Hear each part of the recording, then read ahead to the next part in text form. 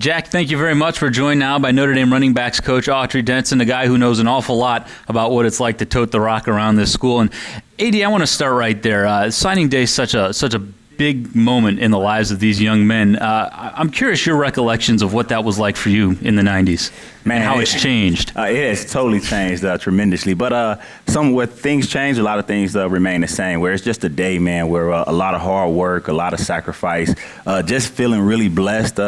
Great families, great young men, and for us, man, a great union of a great university to continue to cultivate and help those young men grow. Your decision to come to this university, no doubt, was an excellent one for you. How many of the things that you remember hearing as a high school junior and senior do you now find yourself saying to these kids when you go out and talk to them? You know what? It's eerie because it's pretty much almost verbatim because it's the truth. You know, they say the truth stands the test of time, so it doesn't change from that standpoint. And what helps me is that I'm able to live it. So, you know, it's pretty cool, man, but it is literally almost verbatim because, as I said before, the truth doesn't change.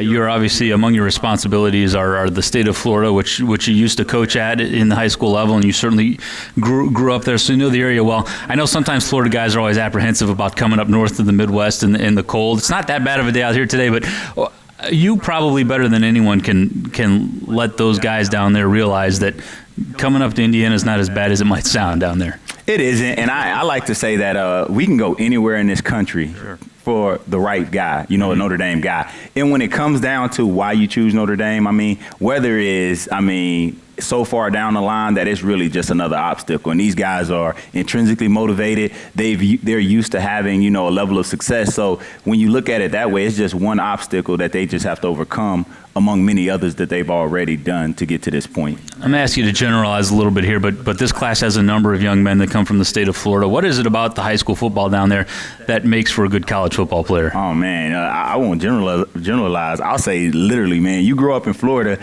and you drink the Kool-Aid, man. We believe football was invented there now, without a doubt. So I'm going to brag on my state for a little bit. I mean, it's just competitiveness. I think that's the edge. You know, I think there are a lot of places that produce good athletes, but I just think it's that fierce competition that from day one, you know, myself, I started playing football when I was 7, and it was sink or swim. I mean, the best of the best, competing at everything you do all the time. So it's the opportunity to compete at a level all the time. I mean, we talk about repetition. Well, it's the repetition of competing against the best to be the best from the time you start playing. And clearly there's something to that because when those guys get here to this level, they play. Mm-hmm. Yeah, because you're used to competing. I mean, it is no big deal to you. It's second nature. And in all honesty, probably the best guys don't make it out. So, I mean, for a guy like myself who wasn't the biggest and wasn't the fastest, a lot of these guys share that same story to where you got here because you had to outwork guys that had a lot more God-given talent than you did. You just had the discipline and, again, that work ethic and just that fierce,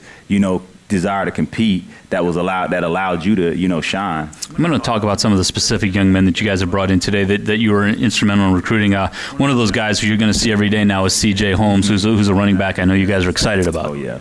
CJ's dynamic. We got the privilege of having CJ come to our Irish Invasion last year. He did a great job talking about competing. I mean, the biggest compliment I gave CJ after that day is I said, listen, you could be a Florida guy. I mean, the way he played and the way he competed from start to finish just impressed us, and we were just blessed to get him. As it comes to recruiting running backs, how often do you find yourself sitting down with a young man and relaying what your experience here was like, as opposed to talking to them coach to kid? I try to just do that in general, man. Just give them the truth. And again, I'm extremely blessed to be able to, you know, live what I'm, you know, sharing with them. So it makes it a little bit easier. I'll say not easier, but a lot more natural. And I think that sincerity comes out. Again, when I sit down, it's all about making sure that they understand what we can do for them, you know, and not necessarily what they're going to do for Notre Dame. And that in itself is something that resonated with me when I was getting recruited. Sure. Here. One thing kids are always concerned about is playing time, and a lot of times freshmen don't play. You were good enough that you got on the field very early on in your career.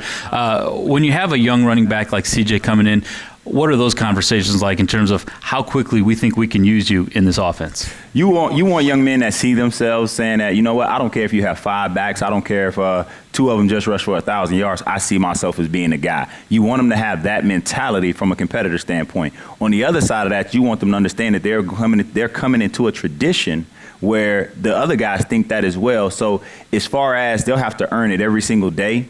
So just getting them in the mindset that you want to be the guy and you're willing to go through the process and do the things necessary to become the guy, that's going to determine when you play. Mm-hmm. One of the things I love about this day is we get the opportunity to look in on the war room when you guys are calling the kid and kind of officially welcoming him to the family here. Do you remember being on the other side of that experience and what that was like for you to have a conversation with Colts Holtz about being a Notre Dame football player for the first time? I do, man, and it was special for me being from the state of Florida, being that, my experience was different.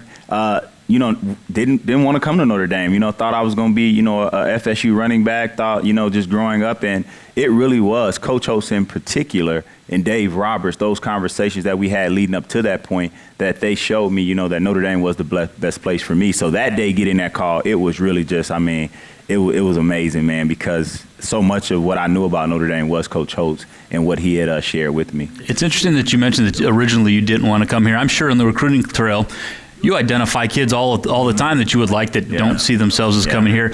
What do you tell them that ends up changing their minds? You know what? Because I've been able to live it, I never worry about that, especially in particular when I go to places in the South like Florida, Texas, other places, Louisiana.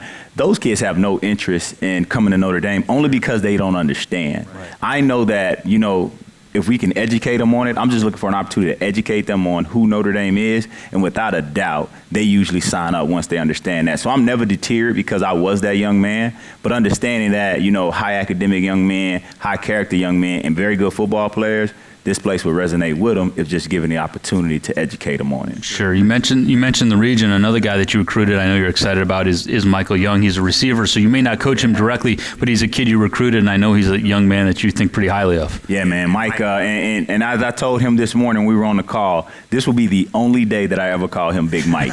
So Big Mike, I'm going to give him his props today, man. Another young man that we're just blessed to get. Great young man, great school with Tradition Destrahan, where Ed Reed and, they've had other guys that have went on to have success in the NFL. Mike stacks up there with all of them talent-wise, and from a character standpoint, he's head and shoulders with anyone else. Great family, and whenever you can get athletes from Louisiana, man, you got to celebrate that. When you evaluate him strictly as a football player, what do you see? Versatility, man. Speed. He can take the top off of defense. He has the ability to play inside and outside, which is really intriguing. So position versatility is really big for Mike.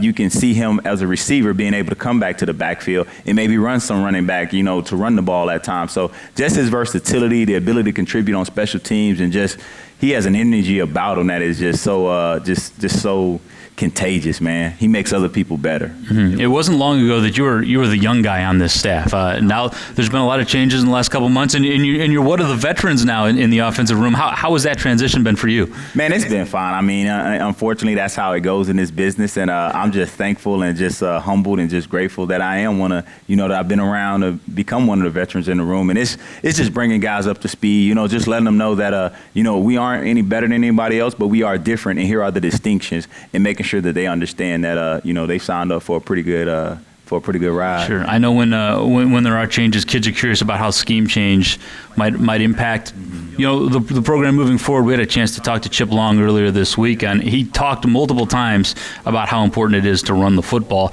There's a lot of parts of being a running back. You got to block, you got to catch passes, but that's something that running backs like to hear. That is, man. And for me, seeing Notre Dame, seeing the tradition of Notre Dame, obviously I believe in it as a Notre Dame running back. That's one of the things that whenever we can do that, we seem to have success. So it does excite you. It excites the guys, and it also excites those big guys up front. Mm-hmm. All right. Well, AD, I know you're busy, but I appreciate you taking a few minutes today.